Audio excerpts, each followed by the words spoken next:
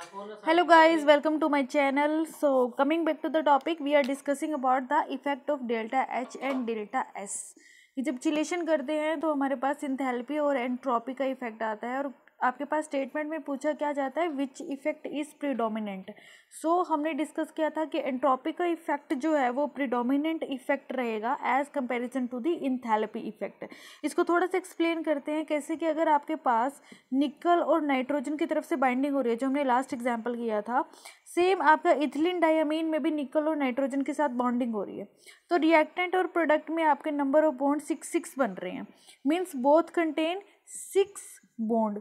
और अगर मेरा रिएक्टेंट और प्रोडक्ट में दोनों में 6 बॉन्ड बन रहा है, इसका मतलब क्या है कि बॉन्ड फॉर्मेशन में रिएक्टेंट में और प्रोडक्ट में there is no release of energy, means major role is played by the entropy factor and the enthalpy very less. तो इंथैल्पी का इफेक्ट क्या हो जाएगा, कम, और एंट्रोपी का इफेक्ट क्या हो जाएगा, ज़्यादा। But during cyclization some entropy delta S decrease but overall effect is enhancement in entropy because of increase in the number of unpaired molecule during complex formation. कि जब आप पॉलीडेंडेंट लिगेंड के साथ, जैसे अपने सबसे पहले 6 अमोनिया मॉलिक्यूल लिया, उसके बाद आपने 3 मॉलिक्यूल ऑफ इथिलीन डायमीन लिया एंड देन आपने ईडीटीए लिया, तो जब आप 6 अमोनिया के मॉलिक्यूल यूज़ कर रहे हैं तो उस टाइम पे आपके पास जो फ्री मॉलिक्यूल थे वो 0 थे। इथिलीन डायमीन में फ्री मॉलिक्यूल 3 हो गया था और आपका ईडीटीए में फ्री मॉलिक्यूल 5 हो गए थे। यानी कि जब आप पॉलीडेंडेंट लिगेंड का यूज़ करते हैं तो आपके पास नंबर ऑफ फ्री मॉलिक्यूल्स या अनपेयर्ड मॉलिक्यूल्स आपके सॉल्वेंट में बहुत ज़्यादा मिलते हैं, जिसकी वजह से आपका जो कंप्लीट कंपाउंड है, कंप्लीट सॉल्यूशन है, वहाँ पे एंट्रोपी बढ़ जाती है due to the presence of unpaired molecule during the complex formation. Now, role of delta H may also have some contribution to the observed chelate effect may be understood by considering the following factor. delta H का effect आप कहाँ observe करेंगे, first preorganization, ligand field strength and the basicity. So आपका topic खत्म हो गया है। जो टॉपिक हम डिस्कस कर रहे थे कि चिलेट इफेक्ट में किसका इफेक्ट आपका प्रीडोमिनेंट रहेगा, कि डेल्टा एच और डेल्टा एस दोनों इफेक्ट आपके काम करेंगे, but delta S effect is predominant over delta H effect. ठीक है, नेक्स्ट हमारे पास प्रिंसिपल आता है that is electroneutrality principle, very important topic from the point of exam pattern also. So electroneutrality principle में क्या होगा, the more neutral is the complex the more stable is the complex. आपका complex, आपका coordinated complex जितना ज़्यादा neutral होगा, आपका जो कॉम्प्लेक्स होगा वो उतना ही ज़्यादा स्टेबल होगा। फॉर एग्जांपल आपके पास मेटल एटम है M2A plus L2B and you will get X2A plus 2B और वहाँ से फिर आपको मिलता है प्रोडक्ट। सो आपने क्या करना है, आपने जो आपका कॉम्प्लेक्स बनेगा उस कॉम्प्लेक्स के चार्ज को न्यूट्रलाइज करना है। अब कॉम्प्लेक्स का चार्ज कैसे न्यूट्रलाइज होगा, यहाँ पे सॉल्वेंट के मॉलिक्यूल की इंटरेक्शन जो होगी वो डिक्रीज हो जाएगी। सॉल्वेंट मॉलिक्यूल कैसे हो जाएंगे, फ्री हो जाएंगे।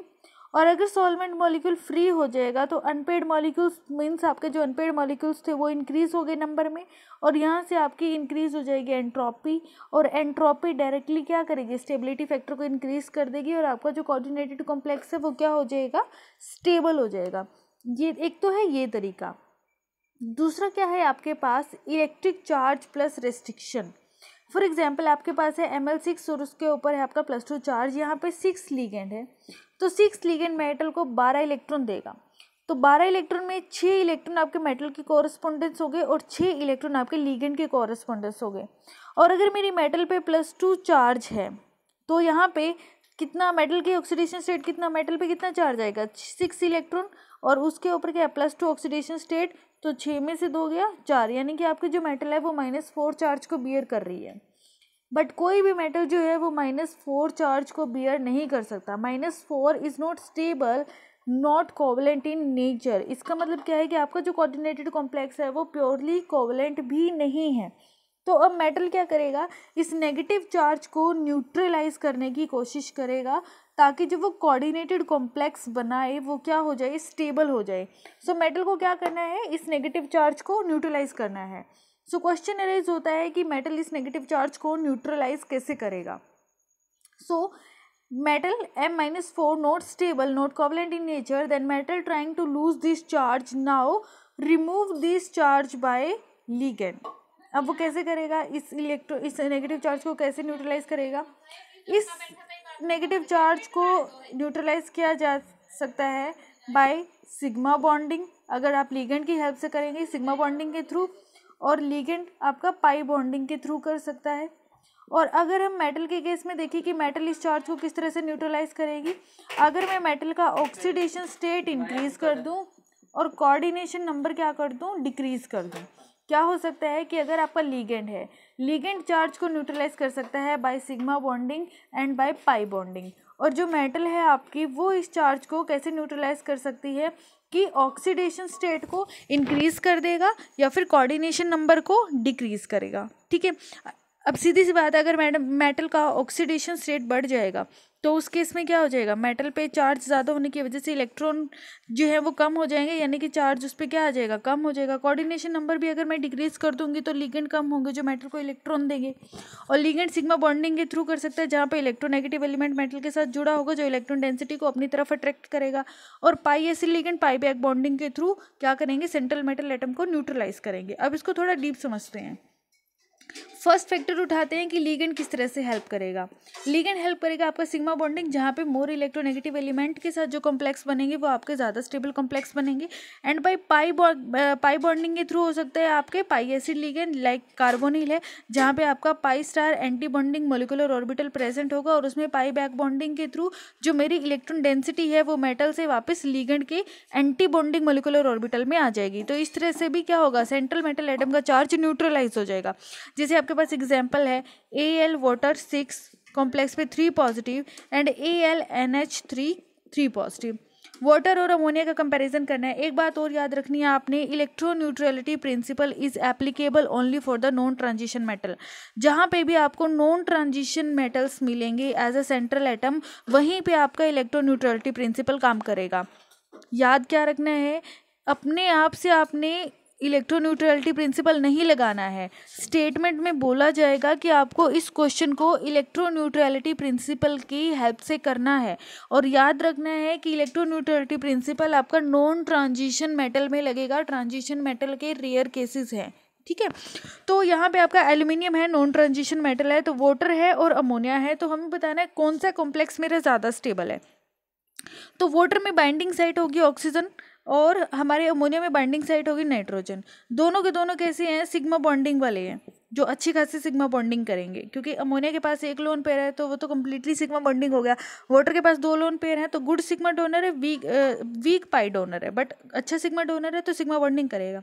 तो जो दोनों में से ज़्यादा इलेक्ट्रोनेगेटिव एलिमेंट कौन सा है, ऑक्सीजन। मीन्स जो वाटर के साथ कॉम्प्लेक्स बना है वो मेरा ज़्यादा स्टेबल है as comparison to the complex that is form with the ammonia. Next example है आपके पास बेरिलियम। बेरिलियम का कॉम्प्लेक्स बनाया है वाटर के साथ, एंड सेकेंड कॉम्प्लेक्स भी बेरिलियम का ही है वाटर के साथ। दोनों का ऑक्सीडेशन स्टेट क्या है, +2+2। तो ऑक्सीडेशन स्टेट से बता नहीं सकते, तो किससे बताएंगे, हमने सेकंड फैक्टर पढ़ा था कोऑर्डिनेशन नंबर, कि जिस मेटल का कोऑर्डिनेशन नंबर कम होगा वो ज़्यादा स्टेबल होगी, क्योंकि इससे मेटल पे नेगेटिव चार्ज कम आएगा।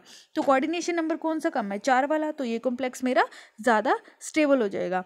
नेक्स्ट कॉम्प्लेक्स है आपका Fe वाटर 6 वाला। अब दोनों केस में देखें तो वाटर 6 है, यानी कि लिगेंड का नंबर सेम है, बट यहाँ पे जो चीज़ नोटिस करने लायक है वो है कि एक में मेरा Fe+2 स्टेट में है और दूसरे में Fe मेरा +3 में है। तो जहाँ पे मेटल की ऑक्सीडेशन स्टेट ज़्यादा होगी वहाँ पे मेटल के ऊपर नेगेटिव चार्ज कम आएगा। मीन्स Fe+3 जो होगा वो मेरा ज़्यादा स्टेबल कॉम्प्लेक्स बनाएगा एज कंपेरिजन टू Fe+2 के। ठीक है, सो मोर स्टेबल ऑन मेटल, तो यहाँ पे आपका जो +3 वाला कॉम्प्लेक्स है वो मेरा ज़्यादा स्टेबल हो जाएगा।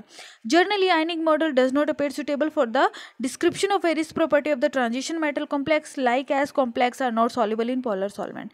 तो क्या है कि हम कोऑर्डिनेटेड कॉम्प्लेक्स को कम्प्लीटली आयनिक भी नहीं बोल सकते, क्योंकि अगर वो कम्प्लीटली आयनिक होते तो वो पोलर सॉल्वेंट में डिजोल्व हो जाते। ना हम इनको कम्प्लीटली कोवलेंट बोल सकते हैं, बिकॉज कोवलेंट नेचर में मेटल इतना नेगेटिव चार्ज बियर नहीं कर सकता। Means coordinated complex are neither ionic nor covalent. Second हमारे पास आता है यहाँ पे, जैसे हमारा कॉम्प्लेक्स है Fe वाटर 6 3 पॉजिटिव, तो अगर मैं आयनिक मॉडल अप्लाई करूँ यहाँ पे तो Fe के कौन सी ऑक्सीडेशन स्टेट में है, Fe is in the +3 oxidation state. और अगर मैं प्योर कोवलेंट लगाऊँ यहाँ पे कोवलेंट मॉडल के अकॉर्डिंग क्या हो जाएगा, मेरा Fe पे -3 चार्ज है, ठीक है। तो -3 कैसे आया यहाँ पे कि जो वाटर है मेरा वो कितने इलेक्ट्रॉन देता है, 2 इलेक्ट्रॉन, तो 6 वाटर मॉलिक्यूल कितने इलेक्ट्रॉन देंगे, 12 इलेक्ट्रॉन, जिसमें से 6 इलेक्ट्रॉन मेटल के कॉरस्पॉन्डिंग होंगे और 6 इलेक्ट्रॉन मेरे लिगेंड के कॉरस्पॉन्डिंग होंगे। तो ऑक्सीडेशन स्टेट कितना आयरन की +3, जो 6 में से 3 गया 3, यानी कि कितना नेगेटिव चार्ज है मेटल के ऊपर, -3। कैसे निकाला, एक बार और सुन लीजिए। वाटर जो है वो 2 इलेक्ट्रॉन देता है, 2 इलेक्ट्रॉन डोनर है, तो 6 वाटर मॉलिक्यूल कितने इलेक्ट्रॉन देंगे, 12 इलेक्ट्रॉन। तो 12 में से 6 इलेक्ट्रॉन मेटल के कॉरस्पॉन्डिंग है और 6 इलेक्ट्रॉन मेरे लिगेंड के कॉरस्पॉन्डिंग है। अब मेटल के कॉरस्पॉन्डिंग देखते हैं कि मेटल पे कितना चार्ज है। अब मेटल की ऑक्सीडेशन कितनी स्टेट है, ऑक्सीडेशन स्टेट है 3, तो 6 में से आप 3 को माइनस करो, कितना आ गया 3, तो -3 आ रहा है क्योंकि इलेक्ट्रॉन पे नेगेटिव चार्ज होगा, तो -3 चार्ज आ रहा है आपके मेटल के ऊपर, यानी कि इतना चार्ज वो बियर नहीं कर सकता। तो इसका मतलब क्या है कि आप इसको प्योरली कोवलेंट नेचर भी नहीं बोल सकते। तो आइडियल सिचुएशन क्या मानेंगे हम, कि क्या आइडियल सिचुएशन क्या होनी चाहिए। आइडियल सिचुएशन ये है कि अगर आपका चार्ज -1 0 और +1 हो तो वो बेस्ट माना जाता है। This is the ideal situation. Paper में स्टेटमेंट में पूछा जाएगा आइडियल सिचुएशन क्या होगी चार्ज की। So ideal situation is -1 0 and +1। अगर इतना चार्ज है आपके सेंट्रल मेटल एटम के ऊपर तो वो आइडियल सिचुएशन होगी for a coordinated complex. Next हमारे पास आता है according to electroneutrality principle ideal charge in the metal should be 0। According to Pauling electroneutrality principle distribution of charge in a molecule or ion in such that charge on any single atom is within the range of -1 0 और +1 ideally close to 0। कि अगर ideally आपका 0 के आसपास charge हो तो वो best condition मानी जाएगी, आइडियल कंडीशन मानी जाएगी। Now how this negative charge should be avoided on metal on the complex. कि अगर आपके मेटल पे ज़्यादा चार्ज आ जाता है, ज़्यादा नेगेटिव चार्ज आ गया, तो आप इसको किस तरह से बैलेंस करेंगे। हमने सिग्मा बॉन्डिंग और पाई बॉन्डिंग के थ्रू भी पढ़ा है। सो पहला आ जाएगा थ्रू सिग्मा बॉन्डिंग जहाँ पे इलेक्ट्रोनेगेटिव एलिमेंट के साथ कनेक्शन होगा। दूसरा आपका pi bonding pi acid ligand के थ्रू।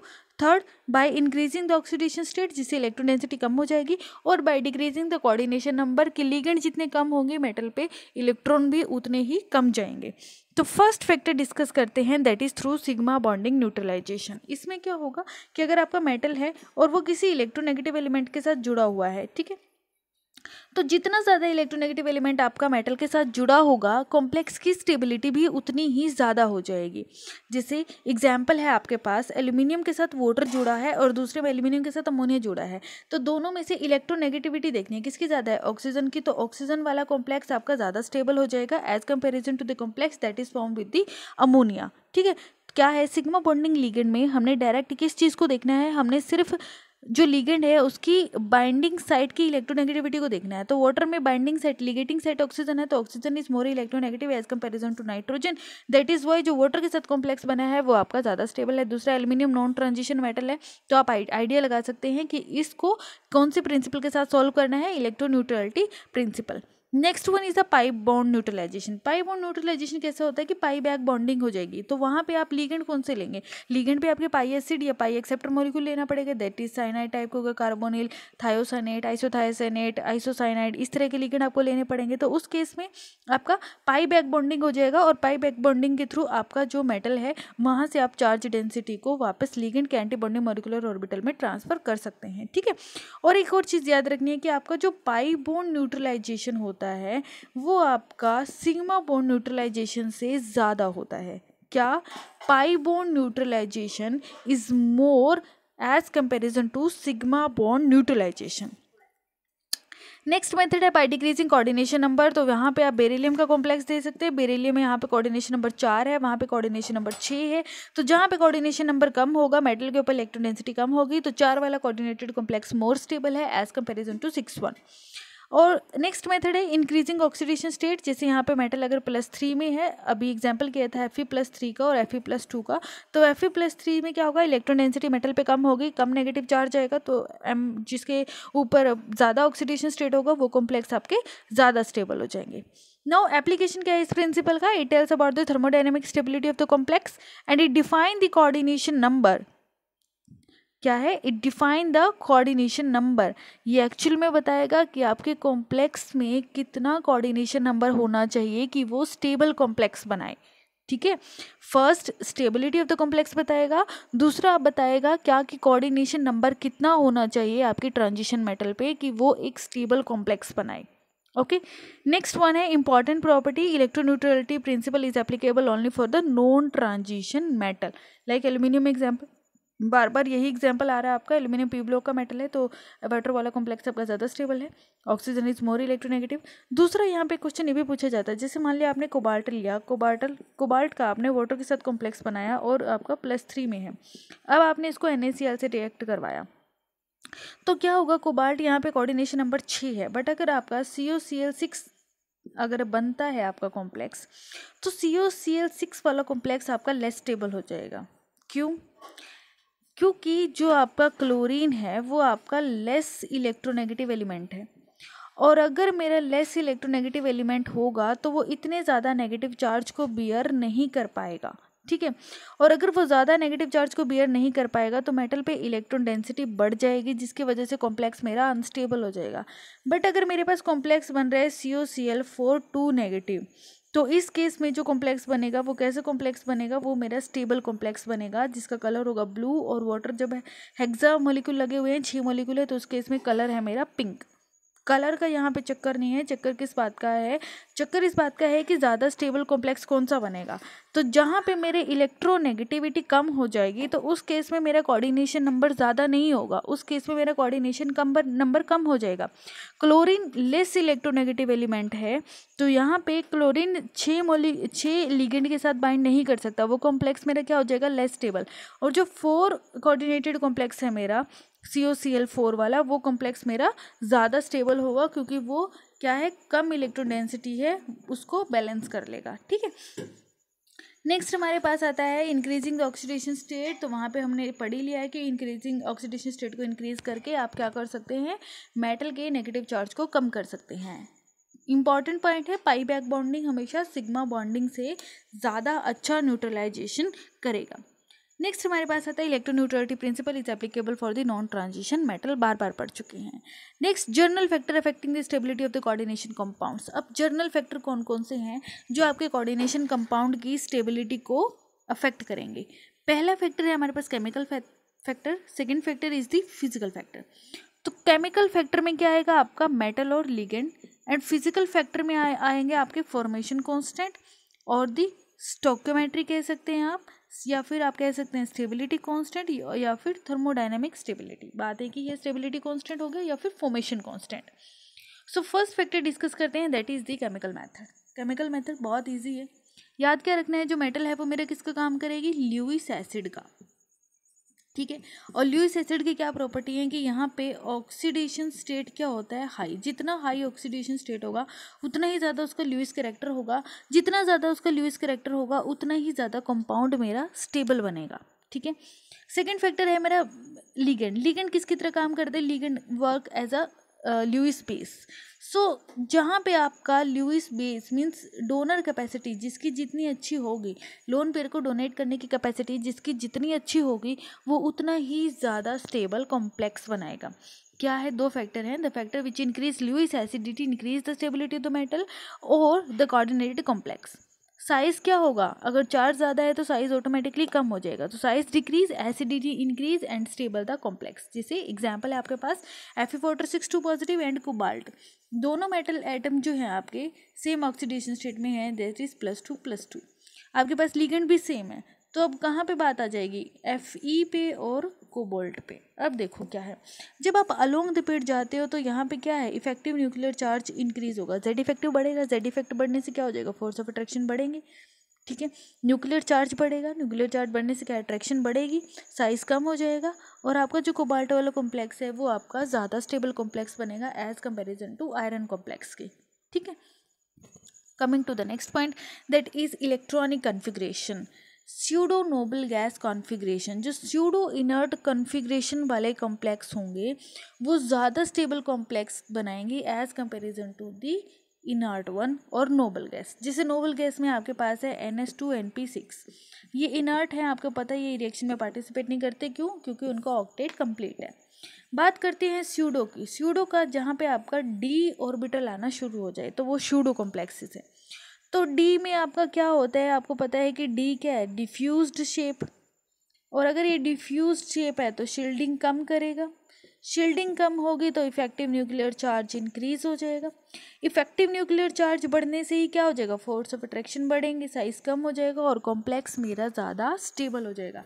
सो अगर आपको कंपैरिजन करना है कॉपर पॉजिटिव और पोटेशियम पॉजिटिव कि कौन सा ज़्यादा स्टेबल है, सो पोटेशियम पॉजिटिव आपका इनर्ट हो चुका है, कॉपर पॉजिटिव में आपका डी में कितने हैं 10 है, यानी कि डी आ रहा है तो ये स्यूडो है। तो कॉपर वाले कॉम्प्लेक्स आपके ज़्यादा स्टेबल होंगे, स्यूडो वाले जो है आपके pseudo configuration is more stable as comparison to noble configuration. Okay, next topic.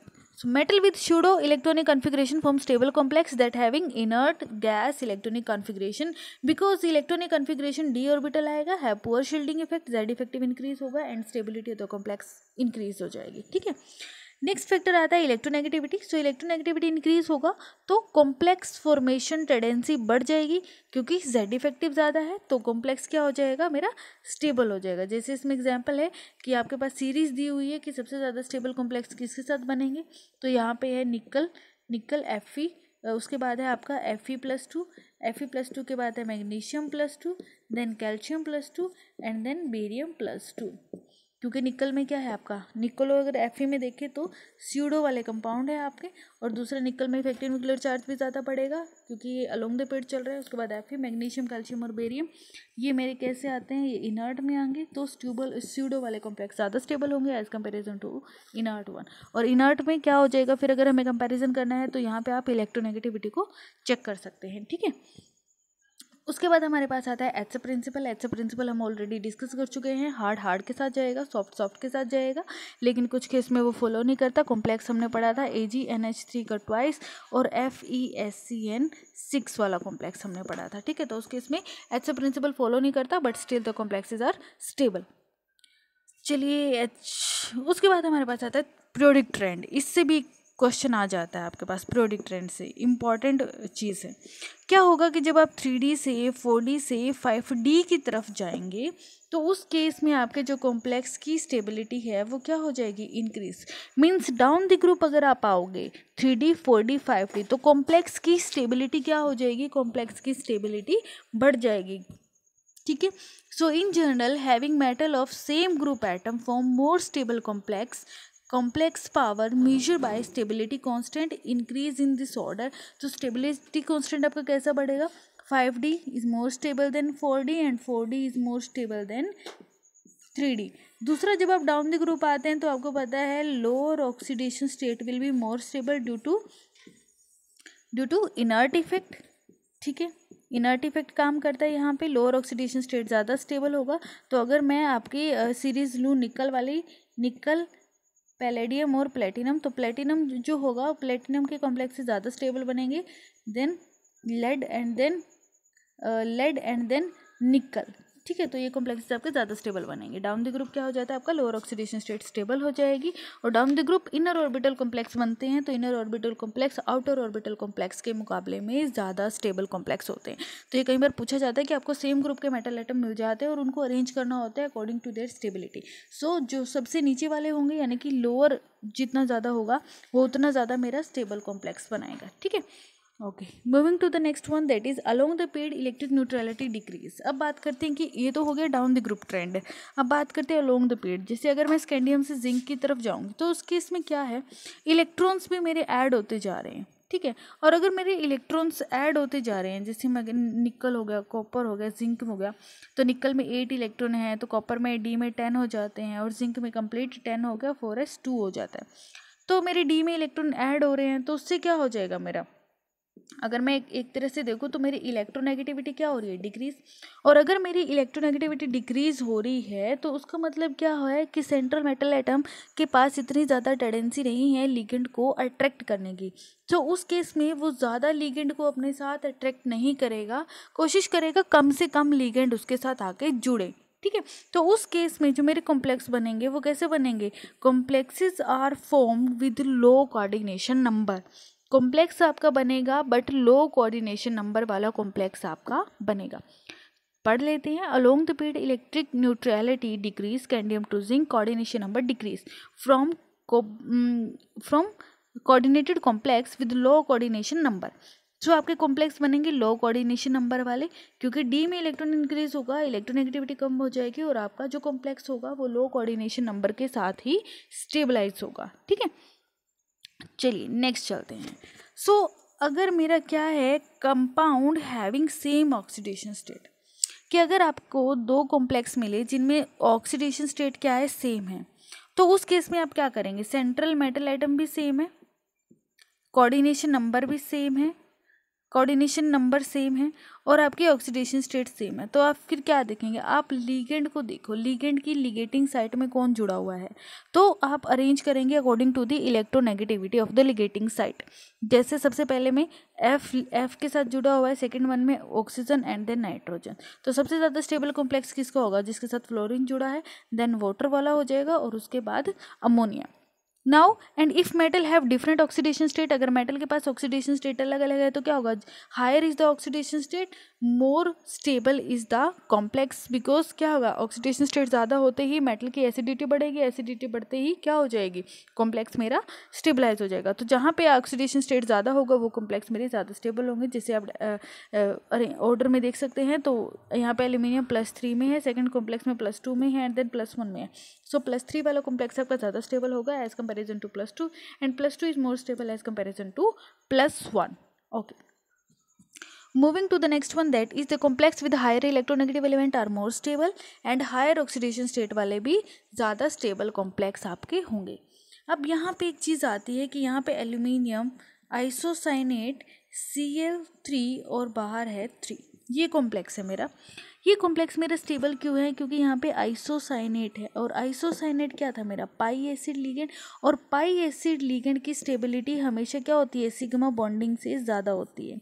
तो दैट इज़ वाई जो मेरे कॉम्प्लेक्स पाई एसिड लिगेंड के साथ बनेंगे वो मेरे कॉम्प्लेक्स इलेक्ट्रोनेगेटिव एलिमेंट से भी ज़्यादा स्टेबल होगा। याद रखना है कि जो मेरे coordinated complex pi acid ligand के साथ बनेंगे वो मेरे कॉम्प्लेक्स ज़्यादा स्टेबल होंगे as comparison to the those complexes which are formed by sigma bonding ligand. Example से समझ लेते हैं। ये हमने पढ़ लिया कि यहाँ पे अगर मैं कोबाल्ट वाटर 6 लिया, NaCl के साथ रिएक्शन करूँगी तो मेरे पास COCl4 बनेगा, COCl6 मेरा यहाँ पे नहीं बनेगा। बट अगर मैं यहाँ पे COF6 बना दूँ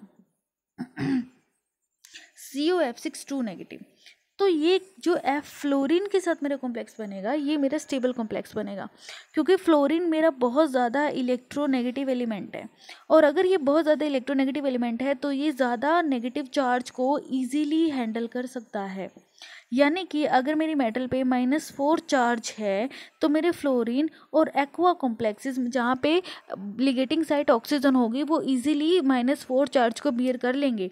बट जो मेरा क्लोरीन है वो और ब्रोमीन हो गया, आयोडीन हो गए, ये -4 चार्ज को बियर नहीं कर सकते। दैट इज़ वाई ये कोऑर्डिनेशन नंबर कम में लगना प्रेफर करते हैं। तो COCl4 2 नेगेटिव मेरा स्टेबल कॉम्प्लेक्स बनेगा, बट COCl6 2 नेगेटिव मेरा स्टेबल कॉम्प्लेक्स नहीं बनेगा, क्योंकि क्लोरीन की इलेक्ट्रोनेगेटिविटी कम है तो वो मेटल के नेगेटिव चार्ज को बैलेंस नहीं कर सकता। बट अगर मेरा COF6 2 नेगेटिव बनता है तो वो मेरा स्टेबल है, क्योंकि यहाँ पे फ्लोरीन की इलेक्ट्रोनेगेटिविटी बहुत ज़्यादा है तो वो मेटल के ज़्यादा नेगेटिव चार्ज को ईजिली कैरी कर सकता है। सेम इसी तरह का चार्ज अगर आपका वाटर के साथ बने तो वाटर भी उसको ईजिली बैलेंस करेगा, बिकॉज ऑक्सीजन का इलेक्ट्रोनेगेटिविटी भी क्या है, काफ़ी ज़्यादा हाई है। ठीक है।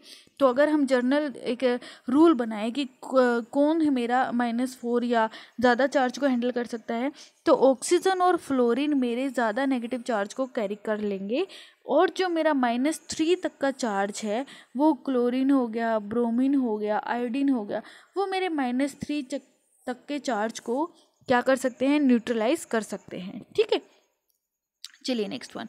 तो जैसे अभी यहाँ पे कॉम्प्लेक्स दिया हुआ है, इस कॉम्प्लेक्स को देखें कि हम कौन सा कॉम्प्लेक्स मेरा ज़्यादा स्टेबल होगा। फर्स्ट है मेरे पास COCl3 3 नेगेटिव, एंड नेक्स्ट है आपके पास COCl6 4 नेगेटिव। तो यहाँ पे कोबाल्ट का ऑक्सीडेशन स्टेट कितना है, +3। ठीक है, यहाँ पे कोबाल्ट मेरा +3 में है, और यहाँ पे क्या है, कोबाल्ट मेरा +2 में है। ठीक है, तो मेरा 1 क्लोरीन आपको 2 इलेक्ट्रॉन देगा, तो 3 क्लोरीन कितने देंगे, 6 इलेक्ट्रॉन। तो यानी कि 3 इलेक्ट्रॉन मेरे मेटल के कॉरस्पॉन्डिंग है और 3 इलेक्ट्रॉन मेरे लिगेंड के कॉरस्पॉन्डिंग है। अब मेटल मेरा किस ऑक्सीडेशन स्टेट में है, 3। सो यहाँ पे कोबाल्ट +3 में है, दैट इज, तो अगर ये दे देता है अपने इलेक्ट्रॉन, तो एक मिनट, सॉरी,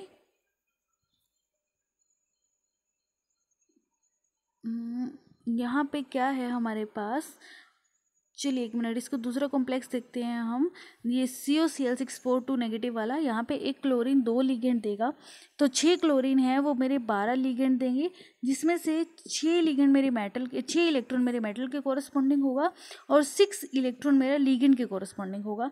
मेटल मेरी +2 ऑक्सीडेशन स्टेट में है, तो 6 इलेक्ट्रॉन प्लस में 2 करेंगे तो -4 चार्ज हो जाएगा, यानी कि जो मेटल है मेरी उसके ऊपर -4 चार्ज है। और अगर -4 चार्ज है तो हमने अभी पढ़ा कि क्लोरीन -4 चार्ज को क्या कर सकता है, हैंडल नहीं कर सकता।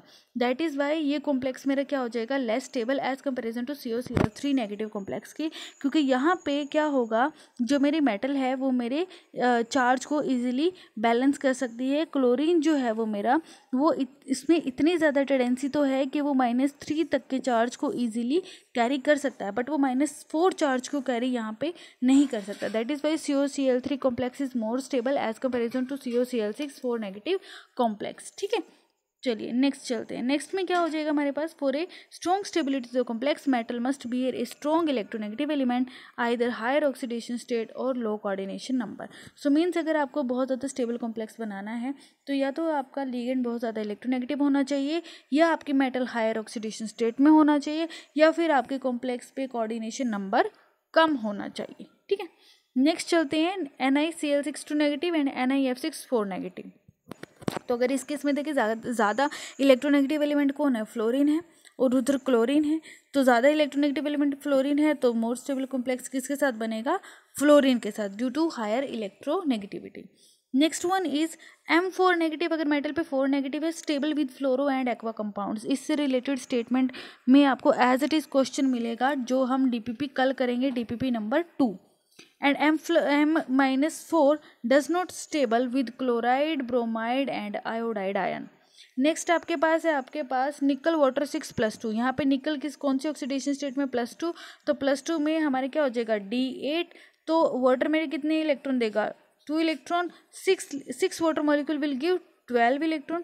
तो 6 इलेक्ट्रॉन मेटल के कॉरस्पॉन्डिंग है, 6 इलेक्ट्रॉन आपका लिगेंड के कॉरस्पॉन्डिंग है, और मेटल मेरी +2 में है, तो 6 में से 2 गया 4, यानी कि जो मेरा मेटल है वो कितने नेगेटिव चार्ज को बियर कर रहा है, -4 चार्ज। बट यहाँ पे लिगेंड कौन है, वाटर, लिगेटिंग साइड क्या है, ऑक्सीजन, तो ऑक्सीजन -4 चार्ज को हैंडल कर सकता है, तो कॉम्प्लेक्स मेरा क्या हो जाएगा, स्टेबल। बट अगर यहाँ पे क्लोरीन आ जाता तो मेरा कॉम्प्लेक्स स्टेबल नहीं होता, क्योंकि क्लोरीन -4 चार्ज को हैंडल नहीं कर सकता। ठीक है, चलिए नेक्स्ट चलते हैं यहाँ पे। तो अभी तो क्लोरीन के साथ कौन सा कॉम्प्लेक्स बनेगा, COCl4 2 नेगेटिव, क्योंकि ये कम चार्ज को ही हैंडल कर सकता है। ठीक है, तो उसके बाद हमारे पास आता है metal is in +2 oxidation state, then -2 -3 chlorine bromine iodine charge easily remove, but -4 charge can only remove when fluoro and aqua complexes are formed। कहने की बात क्या है, -2 -3 तक का चार्ज है तो क्लोरीन ब्रोमीन आयोडीन हैंडल कर सकते हैं, बट अगर -4 तक का चार्ज है तो उसको फ्लोरो और एक्वा कॉम्प्लेक्सेस ही हैं जो हैंडल कर सकते हैं। चलिए नेक्स्ट चलते हैं, इरविंग विलियम सीरीज, इंपॉर्टेंट है, क्वेश्चन पूछा जाता है, इरविंग विलियम सीरीज। तो इसमें क्या होगा, आप इसको कोई नाम बना लो, इरविंग विलियम फी को निकुंजन, क्या हो जाएगा, इरविंग विलियम फीको निकुंजन, एक नाम बन गया, इसको कभी नहीं भूलेंगे, इरविंग विलियम फीको निकुंजन, इरविंग विलियम फीको निकुंजन, इरविंग विलियम फीको निकुंजन बन गया नाम। चलिए अब इसको आप इजीली रिमाइंड कर सकते हैं कि Mn+2 है, उसके बाद फी को नी कु जन, और सब किस में है, +2 में, तो होगी सीरीज याद आपको इजीली। ठीक है, अब यहाँ पे जो मेरा कॉपर का कॉम्प्लेक्स है वो ज़्यादा स्टेबल है। आफ्टर दैट क्या है मेरा, निकल और then cobalt, then Fe and then Mn+2। Copper के कॉम्प्लेक्स में एक्स्ट्रा स्टेबिलिटी क्यों आती है, ये है हमारे पास JTD means Jahn Teller distortion. Copper के कॉम्प्लेक्स जो होंगे यहाँ पे वो एक्स्ट्रा स्टेबिलिटी शो करेगा copper +2, and this is due to John Taylor distortion. So according to Irving Williams series, bivalent metal ion, सबके ऊपर +2 चार्ज है, bivalent metal ion with 6 coordination number, the stability constant of octahedral complexes of first transition series क्या है, पहले bivalent है, दूसरा stability constant of octahedral complexes जहाँ पे कोऑर्डिनेशन नंबर कितना हो जाएगा आपका 6। The stability constant of octahedral complex of first transition series यानी कि 3D सीरीज की बात कर रहे हैं, with common ligand having donor site oxygen, nitrogen, halide और सल्फर, फॉलो दिस ऑर्डर। तो वो स्टेबिलिटी आपके इस ऑर्डर के अकॉर्डिंग होगी कि सबसे ज़्यादा आपका कॉपर के कॉम्प्लेक्स सबसे ज़्यादा स्टेबिलिटी को शो करेंगे। ठीक है, और उसके बाद आपका एंड में जिंक आता है, देन निकल, फिर कोबाल्ट, फिर आयरन, उसके बाद Mn+2 मैंगनीज +2 इरविंग विलियम फीको निकुंजन। ठीक है, और कॉपर में ऐसा क्यों है, just because of the Jahn Teller distortion. क्या है, octahedral complex, bivalent ion, 3D series, coordination number 6, और किसके साथ बॉन्डिंग कर रहे हैं, अगर लिगेंड क्या है मेरा, ऑक्सीजन, नाइट्रोजन, हैलाइड और सल्फर, अगर इनके साथ बॉन्डिंग है तो आपका इस ऑर्डर को वो फॉलो करेगा। नाउ सीरीज को किस तरीके से आप एक्सप्लेन कर सकते हैं, series explain on the basis of concept of along the series. Along the series क्या होगा, अलोंग द सीरीज साइज कम हो जाएगा, जेड इफेक्टिव बढ़ जाएगा, जिससे फोर्स ऑफ अट्रैक्शन बढ़ जाएंगी। साइज कम होना मतलब मेटल का एसिडिक करेक्टर बढ़ना, और एसिडिक करेक्टर बढ़ना मतलब मेटल कॉम्प्लेक्स की स्टेबिलिटी का इंक्रीज होना। So decrease in ionic radii first factor, second one increase in the electronegativity. Now along the series एक और फैक्टर है, that is crystal field stabilization energy increase होती है। जब आप along the series चलेंगे तो आपका crystal field stabilization energy increase होगा, जिससे स्टेबिलिटी इंक्रीज होगी। Extra stabilization of copper +2 is due to Jahn Teller distortion. Okay, चलिए नेक्स्ट वन है आपका ligand related factor. Ligand related factor में क्या होगा, according to electrostatic consideration, that is Z/R, charge बटे साइज रेशो, इस पे डिपेंड करेगा। क्या होगा, चार्ज बटे size ratio with increase in the ionic charge and decrease in the size. Charge जितना ज़्यादा होगा और साइज जितना छोटा होगा, आपके कॉम्प्लेक्स की स्टेबिलिटी उतनी ही ज़्यादा हो जाएगी। So electro restriction phenomena, this phenomena I think we should discuss in the next video काफ़ी लंबा हो जाएगा। सो okay guys, if you have any doubt, any query, you can ask me in the comment section, and if you have any doubt also तो आप मुझे personally message कर सकते हैं। if you like this video, please like, comment, share and subscribe the channel. Also press the bell icon for more updates. Till then, take care, bye, stay home, stay safe. Thank you very much.